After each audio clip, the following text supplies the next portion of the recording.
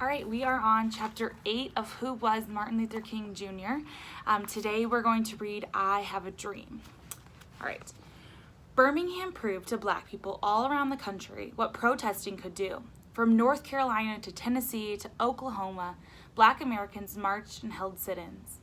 They held protests in front of government buildings. Gradually, thousands of lunch counters, hotels, schools, and parks became integrated. So integrated, remember, means that they are allowing whatever race you are to go to the same spot rather than the separate that it was before.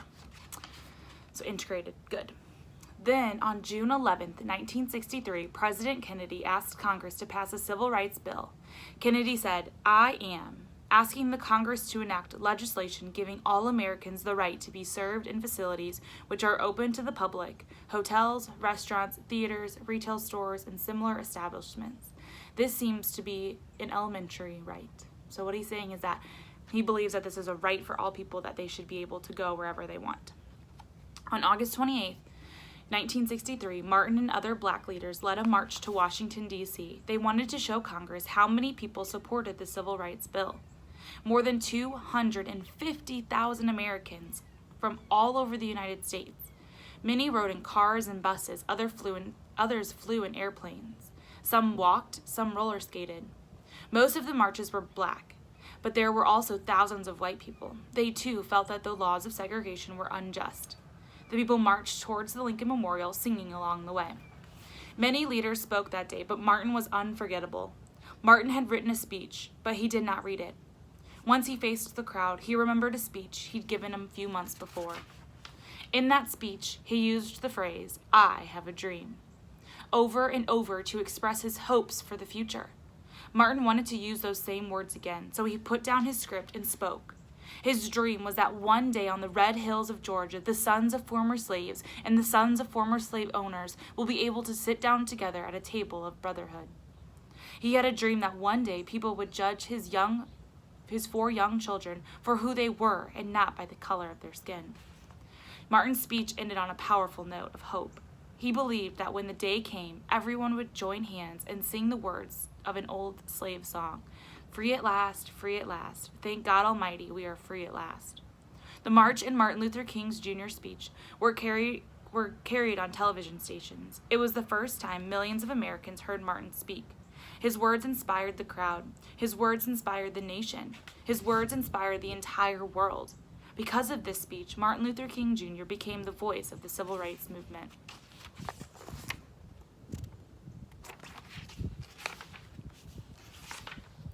Just 2 weeks later, on September 15th, 1963, disaster struck.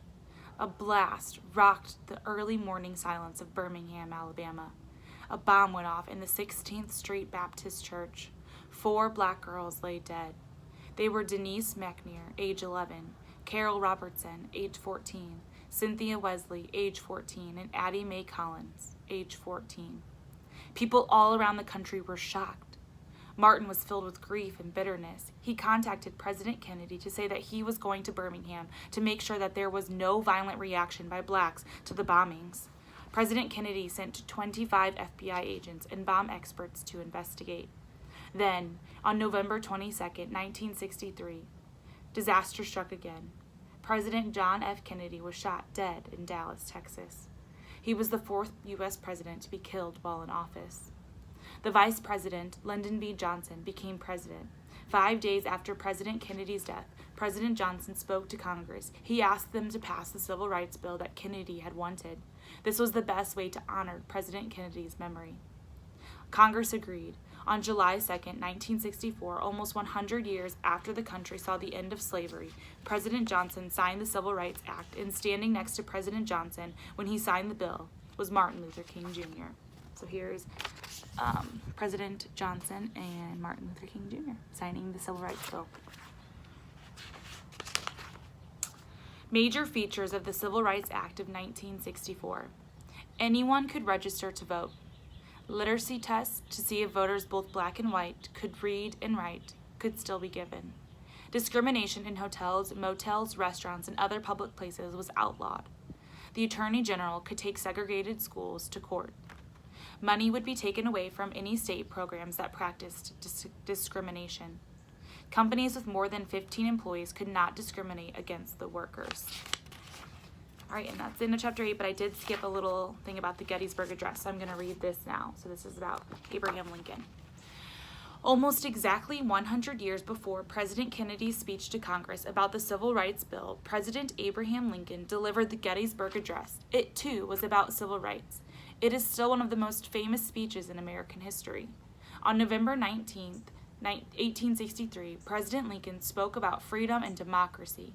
It was during the Civil Rights War, and he gave the speech in Gettysburg, Pennsylvania, where a great battle had been won by the North.